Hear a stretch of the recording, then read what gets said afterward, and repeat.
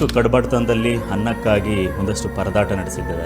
ಬಡತನದ ನಡುವೆನೇ ಇಲ್ಲ ಏನೋ ಒಂದು ಮಾಡಬೇಕು ಅನ್ನುವಂಥ ಆ ನೋವು. ಈ ರೀತಿಯಾಗಿ ದುಡ್ದಂಥ ಹಣನ ತಂದು ನೀವು ಮನೆ ರಿಪೇರಿ ಮಾಡಿಸ್ಬೋದು. ಇಲ್ಲ ಏನೋ ಒಂದು ಮಾಡಬೇಕು ಅನ್ನುವಂಥ ಅಚಲವಾದ ಮನಸ್ಸಿದೆ, ಇಚ್ಛಾಶಕ್ತಿ ಇದೆ, ಆದರೆ ಎಲ್ಲೋ ಒಂದು ಕಡೆ ಆ ಪರಿಸ್ಥಿತಿ ಏನು ಇವತ್ತು ನಾಳೆ ಬೀಳುತ್ತೆ ಅನ್ನುವಂಥ ಹೆಂಚಿನ ಮನೆ. ಒಂದು ವರ್ಷ ನನ್ನ ಮನೆಗೆ ನಾನು ಫೋನ್ ಮಾಡ್ಲಿಕ್ಕೆ ಹೋಗಲ್ಲ, 25 ರೂಪಾಯಿ ಹಣ ಇಟ್ಕೊಂಡು ಬರ್ತೀನಿ. ಕಾರಣ ತುಮಕೂರು ಬರಲಿಕ್ಕೆ ಅಲ್ಲಿನ ಬಡತನ, ತಂದೆ ತಾಯಿಗಳ ಕಷ್ಟ, ನೋವುಗಳು, ಆ ದುಃಖ ದುಮ್ಮಾನಗಳು, ಆ ಕಣ್ಣೀರಿನ ಕಥೆಗಳು ನೋಡ್ಲಿಕ್ಕಾಗದೆ.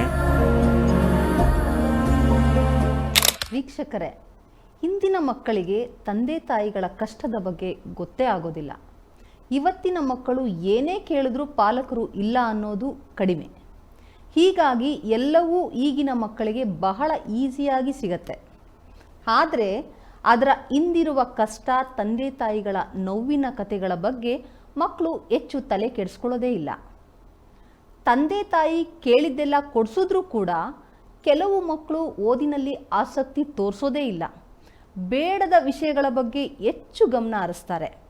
ಇಂತಹ ಮಕ್ಕಳ ಮನಸ್ಸನ್ನು ಪರಿವರ್ತನೆ ಮಾಡುವ ನಿಟ್ಟಿನಲ್ಲಿ ಅವರಿಗೆ ಸರಿ ಯಾವುದು, ತಪ್ಪು ಯಾವುದು ಅನ್ನೋದನ್ನು ತಿಳಿಸಿ ಹೇಳುವ ನಿಟ್ಟಿನಲ್ಲಿ ತುಮಕೂರಿನ ಜಿಲ್ಲೆಯ ಪಾವಗಡ ತಾಲೂಕಿನ ಯುವಕನೊಬ್ಬ ಕಾರ್ಯೋನ್ಮುಖರಾಗಿದ್ದಾರೆ. ತನ್ನ ಸ್ವಂತ ಹಣದಲ್ಲಿಯೇ ರಾಜ್ಯದ ಮೂಲೆ ಮೂಲೆಗಳನ್ನು ಸುತ್ತಿ ವಿದ್ಯಾರ್ಥಿಗಳಿಗೆ ನೈತಿಕ ಮೌಲ್ಯಗಳ ಕುರಿತು ಬೋಧನೆ ಮಾಡುವ ಕೆಲಸ ಮಾಡ್ತಾ ಇದ್ದಾರೆ. ಅವರು ಬೇರೆ ಯಾರೂ ಅಲ್ಲ, ನಮ್ಮ ಪಾವಗಡದ ನವೀನ್ ಕಿಲ್ಲಾಳಳ್ಳಿಯವರು. ಅವರ ಬಗ್ಗೆ ನಮ್ಮ ವಾಹಿನಿಯಲ್ಲಿ ವರದಿಯೊಂದನ್ನು ಮಾಡಿದ್ವಿ. ಈ ವರದಿಯ ಬಗ್ಗೆ ನವೀನ್ ಕಿಲ್ಲಾಳಳ್ಳಿಯವರ ಕಾರ್ಯದ ಬಗ್ಗೆ ಭಾರಿ ಮೆಚ್ಚುಗೆ ವ್ಯಕ್ತವಾಗಿತ್ತು. ಹೀಗಾಗಿ ಇಂಥ ನಿಸ್ವಾರ್ಥ ಮನಸ್ಸಿನ ಯುವಕ ಸಾವಿರಾರು ವಿದ್ಯಾರ್ಥಿಗಳ ಪಾಲಿನ ಹೀರೋ. ನವೀನ್ ಕಿಲ್ಲಾಳಳ್ಳಿಯವರ ಜೀವನದ ಬಗ್ಗೆ ಪರಿಚಯ ಮಾಡಿಕೊಳ್ಳೋಣ ಅನ್ನೋದು ಇವತ್ತಿನ ಕಾರ್ಯಕ್ರಮದ ಉದ್ದೇಶ. ಖುದ್ದು ನಮ್ಮ ಜೊತೆಗಿದ್ದಾರೆ ನವೀನ್ ಕಿಲ್ಲಾಳಳ್ಳಿಯವರು. ಸರ್, ಕಾರ್ಯಕ್ರಮಕ್ಕೆ ಸ್ವಾಗತ. ನಮಸ್ಕಾರ. ಮೊದಲನೇದಾಗಿ ನಾನು ನಿಮ್ಮನ್ನು ಕೇಳೋದೇನೆಂದರೆ, ನಿಮ್ಮ ಬಾಲ್ಯದ ಜೀವನ ಹೇಗಿತ್ತು ಮತ್ತು ಇವತ್ತಿನ ಏನು ಈ ಕಾರ್ಯ ಸೇವೆ ಮಾಡ್ತಾ ಇದ್ದೀರಾ, ನಿಮ್ಮ ಬಾಲ್ಯನೇ ಇದಕ್ಕೆ ಸ್ಫೂರ್ತಿನ ಸರ್? ಆ್ಯಕ್ಚುಲಿ ತುಮಕೂರು ಜಿಲ್ಲೆ ಪಾವಗಡ ಇದೊಂದು ಗಡಿ ಭಾಗ. ಹೌದು. ಆಂಧ್ರ ಸುತ್ತುವರೆದಿರುವಂಥ ಒಂದು ತಾಲೂಕದು. ಅಲ್ಲಿ ಕಿತ್ತು ತಿನ್ನುವಂಥ ಬಡತನ. ಹೌದು, ಆ ಬಡತನದ ನಡುವೆ ಬದುಕನ್ನು ಕಟ್ಕೊಳ್ಳೋದು ತುಂಬ, ಅದೊಂದು ಸಾಹಸ, ಅದೊಂದು ದೊಡ್ಡ ಸಾಧನೆ ಕೂಡ. ಅಂಥ ಇದಕ್ಕೆ ಹೋಲಿಕೆ ಮಾಡಿಕೊಂಡ್ರೆ ನಂದೇನು ಹೊರತಲ್ಲ, ನಂದು ಕುಟುಂಬ ಕೂಡ ಬಡತನದಲ್ಲೇ ಬದುಕನ್ನು ಕಟ್ಕೊಂಡು ಮುಂದೆ ಸಾಗ್ತಾ ಬಂದಂಥವನು. ಹುಟ್ಟು ಕಡುಬಡತನದಲ್ಲಿ ಅನ್ನಕ್ಕಾಗಿ ಒಂದಷ್ಟು ಪರದಾಟ ನಡೆಸಿದ್ದೆ. ಬಡತನದ ನಡುವೆನೇ ಇಲ್ಲ ಏನೋ ಒಂದು ಮಾಡಬೇಕು ಅನ್ನುವಂಥ ಆ ನೋವು. ಏನು ಮುರಿದು ಬಿದ್ದ ಒಂದು ಹೆಂಚಿನ ಮನೆಯಲ್ಲಿ ಬದುಕು ಆರಂಭ ಆಗುತ್ತೆ. ತಂದೆ ತಾಯಿ, ಅಪ್ಪ ಬಸಪ್ಪ, ತಾಯಿ ಜಯಮ್ಮ ಅಂತ ಅಕ್ಕಂದರು. ಆ ಅಕ್ಕಂದ್ರನ್ನ ಮದುವೆ ಮಾಡುವಂಥ ವಯಸ್ಸು ಬಂದಾಗ ಎಲ್ಲೋ ಒಂದು ಕಡೆ ಅವ್ರನ್ನ ಮದುವೆ ಮಾಡಲಿಕ್ಕೂ ಶಕ್ತಿ ಇಲ್ಲದಂಥ ಒಂದು ದೊಡ್ಡ ನೋವಿನ ಪರಿಸ್ಥಿತಿ ಇಡೀ ಕುಟುಂಬ ಎದುರಿಸ್ತಾ ಇತ್ತು. ಅಂಥದ್ರಲ್ಲಿ ನಾನು ಓದ್ಕೋಬೇಕು ಅನ್ನುವಂಥ ಆ ಮಟ್ಟಕ್ಕೆ ಬಂದಾಗ ಓದೇ ಬೇಡಪ್ಪ ಅನ್ನೋಷ್ಟು ಪರಿಸ್ಥಿತಿ ನಮ್ಮನ್ನು ಬಡತನ ಕಿತ್ತು ತಿಂತಾ ಇತ್ತು ಮೇಡಮ್. ತುಂಬ ಕಷ್ಟಕರವಾಗಿತ್ತು ಆಗಿನ ಪರಿಸ್ಥಿತಿ, ನಿಜ. ಈಗಿರೋಂಥ ಸಂದರ್ಭ ಇಲ್ಲ ಏನೋ ಒಂದು ಮಾಡಬೇಕು ಅನ್ನುವಂಥ ಅಚಲವಾದ ಮನಸ್ಸಿದೆ, ಇಚ್ಛಾಶಕ್ತಿ ಇದೆ, ಆದರೆ ಎಲ್ಲೋ ಒಂದು ಕಡೆ ಆ ಪರಿಸ್ಥಿತಿ ನನಗೆ ಸಪೋರ್ಟ್ ಕೊಡ್ತಾ ಇರಲಿಲ್ಲ. ಯಾವಾಗ ಸಪೋರ್ಟ್ ಕೊಡದೇ ಇರುವಂಥ ಸಂದರ್ಭ, ನನ್ನಲ್ಲಿ ಸಾಕಷ್ಟು ಹಾಸ್ಯಗಳು, ಇನ್ನೊಂದಷ್ಟು ಕನಸುಗಳನ್ನು ಇಟ್ಕೊಂಡಿದ್ದಾಗ ನುಚ್ಚು ನೂರಾಗ್ತಾ ಇತ್ತು. ಮತ್ತು ಯಥಾ ಪ್ರಕಾರ ಅದನ್ನು ಹಾಗೆ ಒಗ್ಗೂಡಿಸೋ ಕೆಲಸ ಮಾಡಿ, ಇಲ್ಲ ಏನೋ ಒಂದು ಮಾಡಬೇಕು ಅಂತ ಹೇಳಿ ಒಂದಷ್ಟು ಸಿಟಿಗೆ ಬರಬೇಕು ಅಂತ ಆಲೋಚನೆ ಇಟ್ಕೊಳ್ತೀನಿ. ಸಿಟಿಗೆ ಬರಬೇಕು ಅನ್ನುವಂಥ ಆಲೋಚನೆ ಇಟ್ಕೊಂಡು ನಾನು SSLCಯನ್ನು ಪ್ರೈಮರಿ ಹಂತದ ಶಾಲೆಯನ್ನೆಲ್ಲ ಅಲ್ಲೇ ನನ್ನೂರು ಕಿಲಾರ್ಲಳ್ಳಿಯಲ್ಲೇ ಮುಗಿಸ್ಕೊಳ್ತೀನಿ. ಅದಾದಮೇಲೆ ಹೈಸ್ಕೂಲು ಪಾವಗಡ ತಾಲೂಕು ಹರಿಹರಪುರದಲ್ಲಿ ನಾನು ಮುಗಿಸ್ಕೊಂಡಾಗ ಮುಂದೆ ಏನು ಮಾಡಬೇಕು ಅಂತ ಅಂದುಕೊಂಡು PUCಗೆ ನಾನು ತುಮಕೂರಿಗೆ ಬರ್ತೀನಿ. ಕಾರಣ ತುಮಕೂರು ಬರಲಿಕ್ಕೆ ಅಲ್ಲಿನ ಬಡತನ, ತಂದೆ ತಾಯಿಗಳ ಕಷ್ಟ, ನೋವುಗಳು, ಆ ದುಃಖ ದುಮ್ಮಾನಗಳು, ಆ ಕಣ್ಣೀರಿನ ಕಥೆಗಳು ನೋಡಲಿಕ್ಕಾಗದೆ, ಇಲ್ಲ ಇದಕ್ಕೇನಾದರೂ ಒಂದು ಪರಿಹಾರ ಹುಡುಕ್ಲೇಬೇಕು, ನಾನು ಹೀಗೆ ಇದ್ದರೆ ನನಗೆ ಸತ್ತೋಗ್ಬಿಡ್ತೀನಿ ಹೀಗೇನೆ ಅಂತ ಹೇಳಿ ಅಲ್ಲಿಂದ ನಾನು ನೇರವಾಗಿ ಪಾವಗಡದಿಂದ ತುಮಕೂರಿಗೆ ಬರ್ತೀನಿ. ಆಗ ನನ್ನ ಹತ್ರ ಒಂದು 25 ರೂಪಾಯಿ ಹಣ ಇಟ್ಕೊಂಡು ಬರ್ತೀನಿ. 25 ರೂಪಾಯಿ ಚಾರ್ಜ್ ಇಟ್ಕೊಂಡು ಬಂದಾಗ ನನಗೆ ಇರಲಿಕ್ಕೆ ರೂಮ್ ಇಲ್ಲ.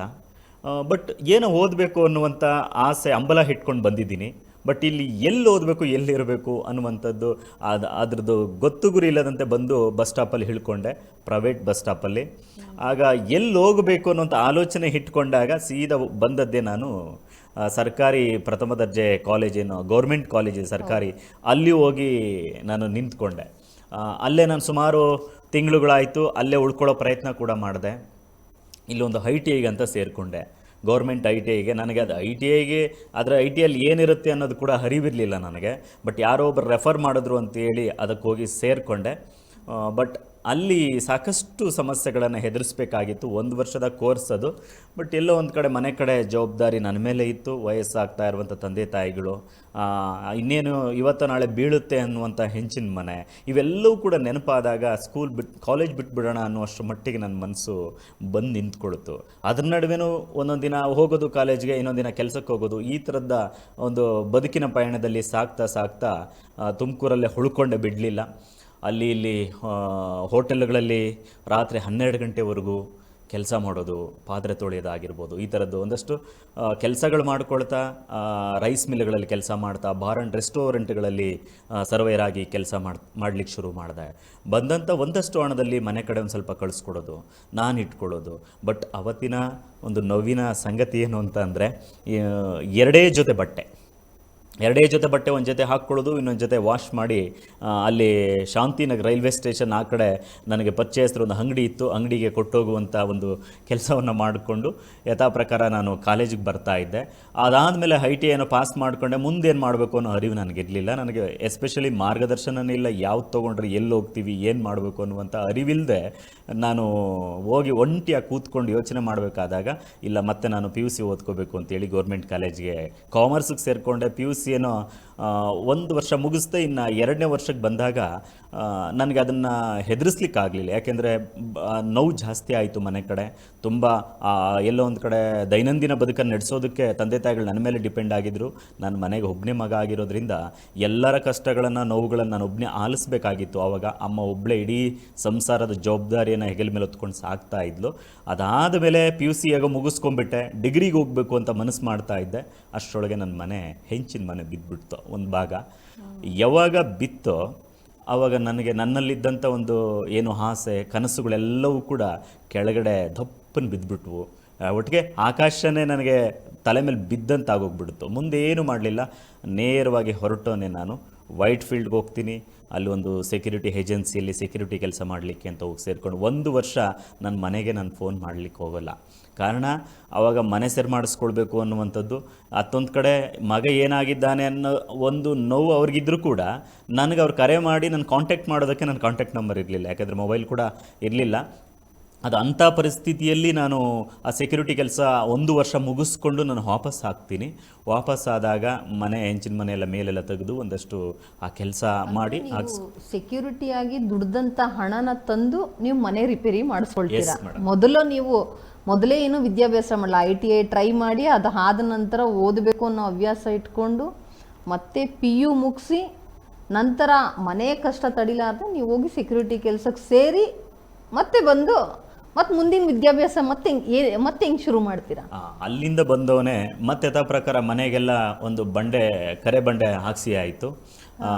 ಮುಂದೆ ಪ್ಲಾಸ್ಟಿಂಗ್ ಮಾಡಿಸೋದಕ್ಕೆ ಕೂಡ ಹಣ ಇರಲಿಲ್ಲ, ಎಲ್ಲ ಕಲ್ಲಿನ ಮನೆ. ಅದು ಏನು ಮಾಡಬೇಕು, ವಾಟ್ ನೆಕ್ಸ್ಟ್ ಅಂತಂದರೆ ಅದು ಇದ್ರೇ ಇರಲಿ, ಫಸ್ಟ್ ಈಗ ನಾನು ಡಿಗ್ರಿ ಮುಗಿಸ್ಕೊಳ್ಬೇಕು ಅನ್ನುವಂಥ ಒಂದು ಆಸೆ ನನಗೆ ಹಂಗೆ ಮತ್ತೆ ಚಿಗುರೊಡಿತು.